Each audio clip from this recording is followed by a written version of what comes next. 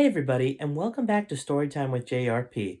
We're continuing our book, Laurence Grey, Secret of the Lost Roanoke Colony, and we're currently in chapter 22. This is the fourth week of my reading this series, but if you're just joining us, head back to chapter 1 so you don't miss any crucial details. So, a quick recap of chapter 21. Laurence Grey and his son Jason are the only ones that can access a secret alien website. They find it, and it gives them a clue that they should head to their nation's capital, and so they head to Washington, D.C., and they don't find anything. But then Jason realizes that the aliens were referring to the original capital of the United States, which was in Philadelphia. So that's where they're going to head next in chapter 22, titled On the Route to Philadelphia. The flight to Washington had kept Gray distracted enough not to think about reality, but this flight to Philadelphia gave Lawrence a chance to think. What were they getting into? Just a month ago, Gray had a decent life, a kid, a job. For the most part, he felt like he had it pretty good. But now, they were under the power of the FBI. In 1 month, they flew across the country to Nevada, then to Washington, D.C., and now to Philadelphia. Would this be the extent of the rest of Gray's life? Traveling from one place to place, looking for a colony that probably didn't even exist? That's certainly not a life that he would want to live out. He may be a police officer, but he was no detective. And what about his son and best friend? Would they have to live through this misery too? Just thinking about his only son having to be a slave to the government got Gray feeling angry and bold. Bold enough to say something to General Sheldon. 5-star General Sheldon. Gray got out of his seat of the plane and walked towards the front, where Sheldon and his bodyguards were sitting. "Excuse me?" he roughly said to Sheldon. Sheldon turned around in his seat. "Yes, what is it, boy?" That just fueled Gray's anger. "I'm no boy, Sheldon. I'm 35. I'm tired of being treated as your slave. I'm a member of the United States, and I have my rights." "You have no rights to hold us." "Oh, you have no right to hold us here."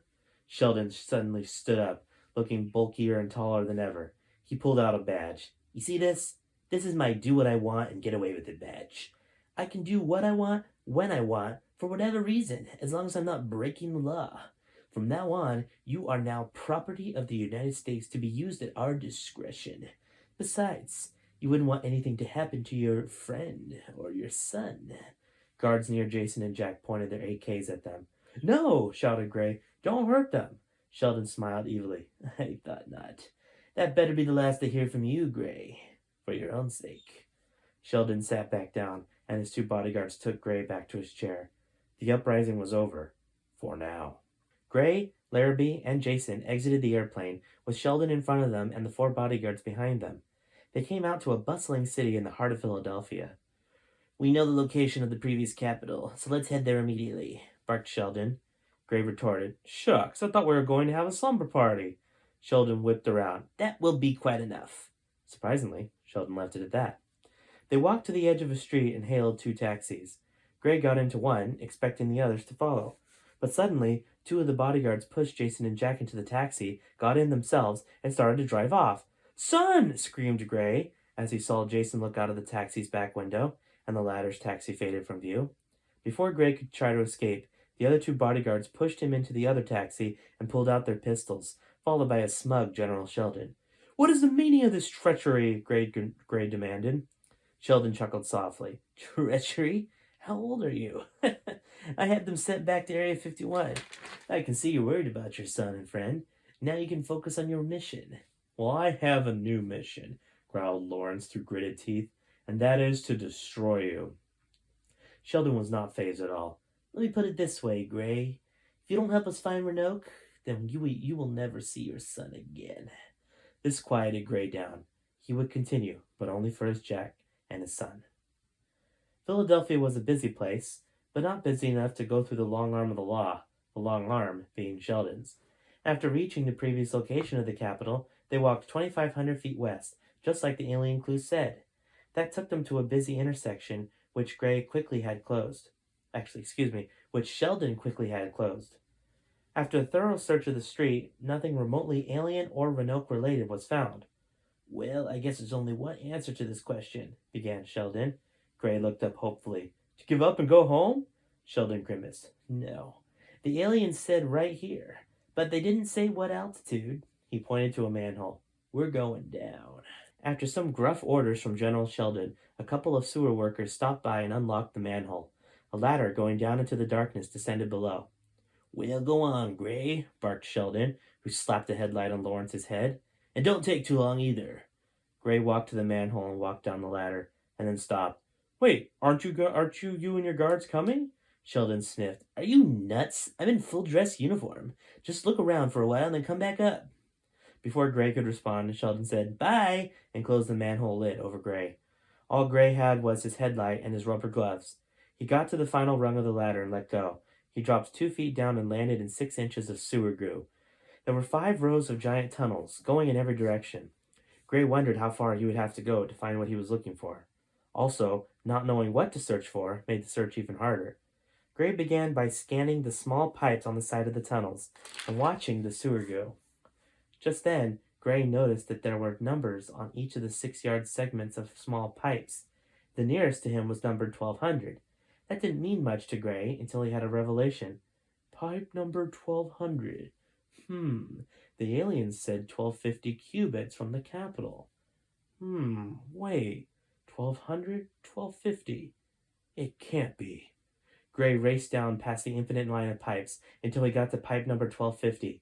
He got out a wrench and banged on the pipe. Eventually, the pipe burst open, and an initial gust of water flooded out. It, too, eventually slowed and stopped. Gray stared into the pipe. Inside, fastened to it, was a strange cylindrical object. Gray retrieved it and made his way back to the ladder. Once he finally got out of the dreaded sewer, he gave the strange object to General Sheldon. "This is clearly an alien storage device," confidently began Sheldon. "We'll head to our Philadelphia base to look for further explanation." Gray wondered how many places they would have to look for Roanoke. He will not live his life like this. A limo drove Gray to the far side of Philadelphia that same night to the local FBI headquarters.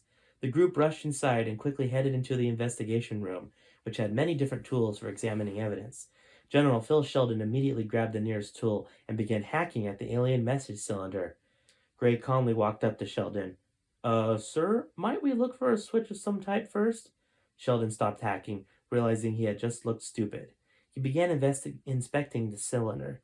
He found a foreign inscription on one side.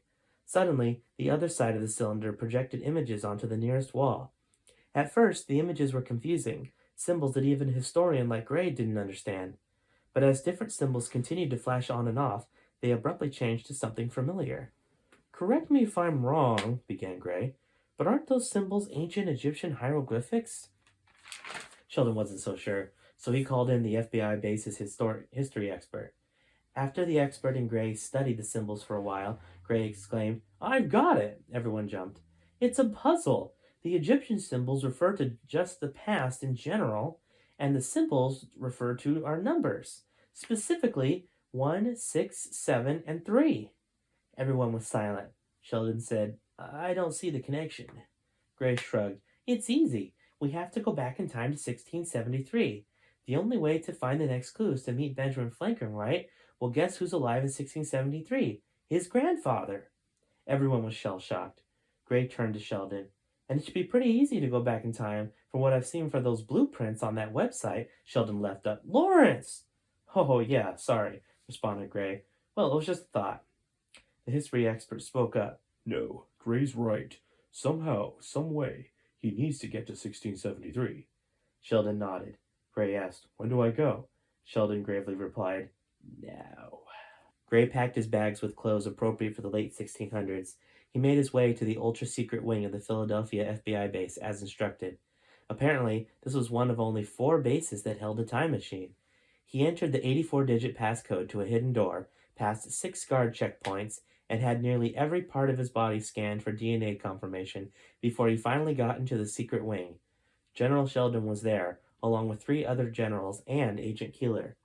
Gray looked around. They were in a giant room that looked like it normally held aircraft. "Well, where's the time machine?" Sheldon opened a tiny titanium suitcase and took out a small handheld object. The object was shaped like a human hand, with many blinking lights all over it, as well as a dial placed where the wrist would be. "This is the time machine, Gray," said Sheldon. "We don't use those old body-encompassing ones anymore." Grey was surprised, but he would not let Sheldon think he was. "So what's my mission, General?" he asked. "First off," began Sheldon, "when you get to 1673, you'll be looking for Peter Folger, the grandfather of Ben Franklin. From what we figured out, he was the first one to encounter the aliens, hence the reason why they gave you their website access to him. Hence the reason why they gave their website access to him and his descendants in the first place. Once you find him, just ask him what he knows about the aliens and the Roanoke Colony. Whatever he says should be enough to figure out our next step. If he asks you who you are, or some other question, just give him enough to keep him satisfied. When you're done with that, we'll analyze the information you've given us, and we'll make a move from there." Grey nodded. "Sounds like a plan." Sheldon gestured to the time device that was now strapped to Grey's hand. "We control everything from our base, Grey. Just sit tight and brace yourself. You can contact us at any time by pressing this button. All right, boys, hit it."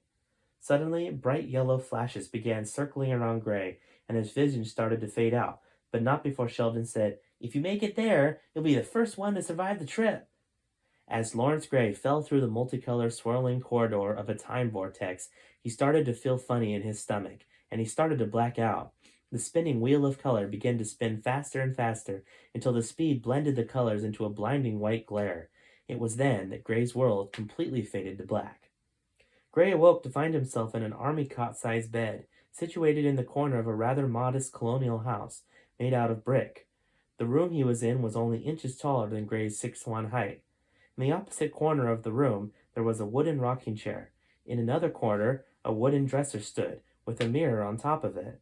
In the final corner of the room was a window, and under it, and in the bottom corner, lay a violin. Just as Laurence was about to step out of the bed, an old man walked in. He was slightly heavyset, wearing breeches that had suspenders on them, connecting to his shoulders. With the long gray hair adding to the effect, he was a spitting image of Benjamin Franklin. However, Grey knew it was not Ben, since Ben was not even alive yet. "How are you feeling this morning, young man?" Grey, still having a hard time believing he was the first time traveler in history, hesitated in his response. Much better, sir, thank you. Where did you find me?"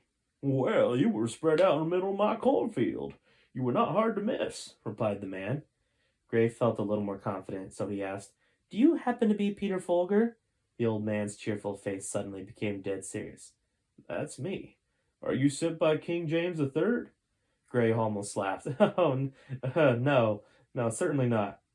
I have a connection." "To you?" "How so?" queried Mr. Folger. Grey cleared his throat. "Well, it's a rather long story, but let's just say I know all about the Roanoke incident." Folger's brow furrowed. "We all swore to secrecy, so I can only come to one conclusion. Greetings, distant descendant Laurence Grey." Oh my gosh, what does Folger know? Somehow he instantly knew that he was related to Laurence. How is that possible? Well, you're just going to have to find out in tomorrow's chapter, guys. All right? I'll see you then.